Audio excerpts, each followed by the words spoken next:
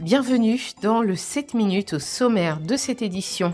Cissé Bakongo a rencontré une délégation de la région Île-de-France. Ensemble, ils ont exploré des projets concrets autour de l'économie circulaire, de l'innovation technologique et de l'éducation environnementale des jeunes. Du 14 au 27 avril 2025, Abidjan accueille pour la première fois un tournoi ATP Challenger. Le Côte d'Ivoire Open, qui se tiendra au Sofitel Hôtel Ivoire, réunira plus de 70 joueurs internationaux.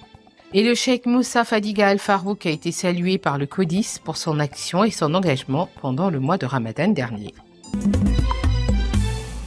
Le ministre-gouverneur du district autonome d'Abidjan, Ibrahim Cissé Bakongo, a reçu une délégation de la région Île-de-France conduite par Stéphane Baudet, vice-président chargé de la transition écologique.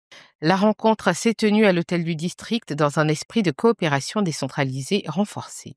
Les discussions ont porté sur des thématiques clés comme l'économie circulaire, l'innovation technologique et l'éducation environnementale des jeunes. Vous êtes un pays aujourd'hui en plein essor démographique, avec énormément de construction. On voit bien que l'essor urbain est une réalité et aller chercher de nouveaux matériaux, de nouveaux engrais, bref, d'essayer de profiter. Les déchets, ce ne sont pas des déchets ultimes, ce sont des moyens de transformer et de générer aussi et de l'activité et de l'économie. Et donc, c'est comme ça qu'il faut le penser. Le district autonome d'Abidjan est résolument engagé sur la voie du développement durable. Cette collaboration avec la région Île-de-France est une opportunité stratégique pour mutualiser les expertises, adapter des solutions innovantes à nos réalités et bâtir ensemble une Abidjan plus verte, plus résiliente et tournée vers l'avenir. Promouvoir une excellence scolaire fondée sur l'effort et l'intégrité, tel est l'engagement de l'ONG Agir contre la tricherie. À l'occasion de la deuxième édition de sa caravane annuelle de sensibilisation, l'organisation a tenu le 9 avril 2025 une conférence au collège Guchan-Rollin de Yopougon-Ananoret. Le thème du jour, l'excellence au prix de l'effort et de la résilience, a permis de rappeler aux élèves l'importance de la persévérance face à la tentation de la fraude. Pour aboutir à l'excellence, il faut la synergie de ces deux forces. Il faut l'effort plus la résilience, ce sera égal à l'excellence. Quand on parle d'effort, c'est un travail acharné, un travail constant.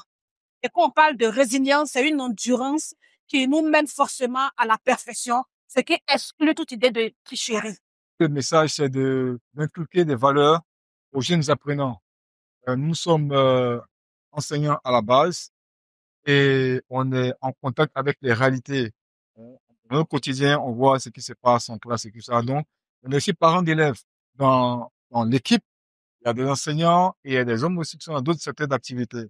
Je pense qu'on a tous cette vision commune-là de léguer à la jeune génération de très bonnes valeurs. Une vision saluée par l'administration du collège qui y voit un complément essentiel à la formation des élèves. Les élèves auront compris.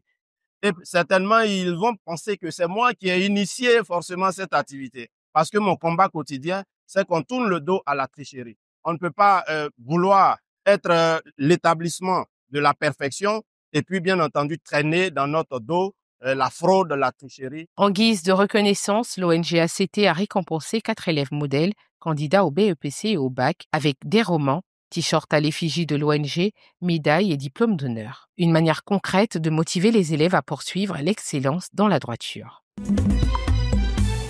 C'est une page historique du sport ivoirien qui s'écrit pour la première fois. La Côte d'Ivoire accueille un tournoi ATP Challenger. Baptisé Côte d'Ivoire Open, cet événement se tiendra du 14 au 27 avril 2025 au Sofitel Hôtel Ivoire d'Abidjan.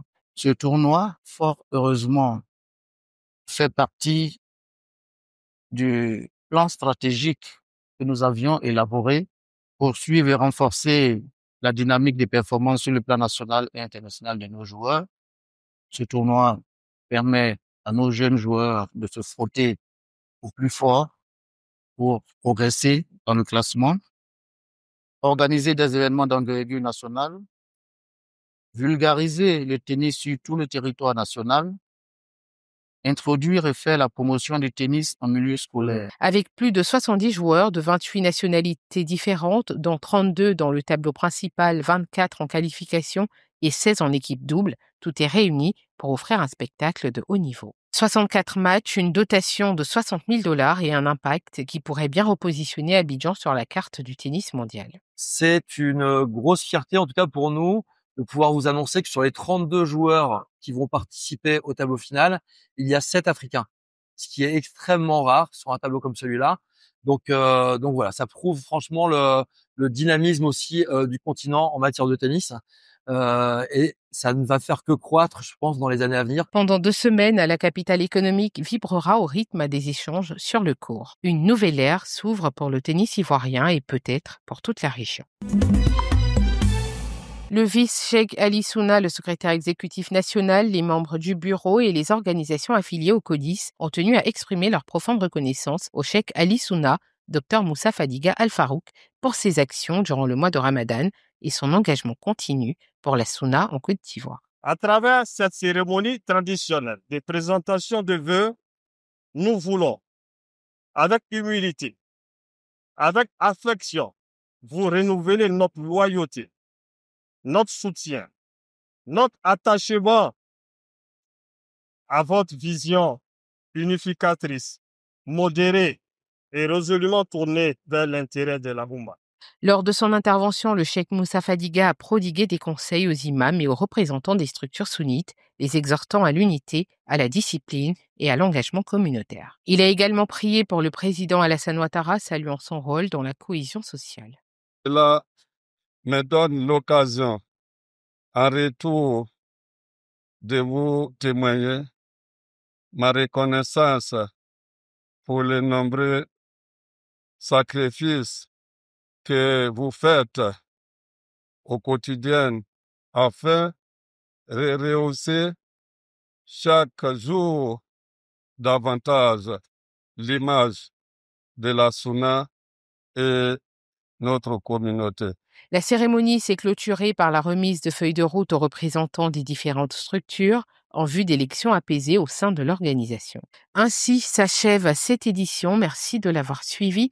L'information se poursuit sur cette info et sur www.cetteinfo.ci.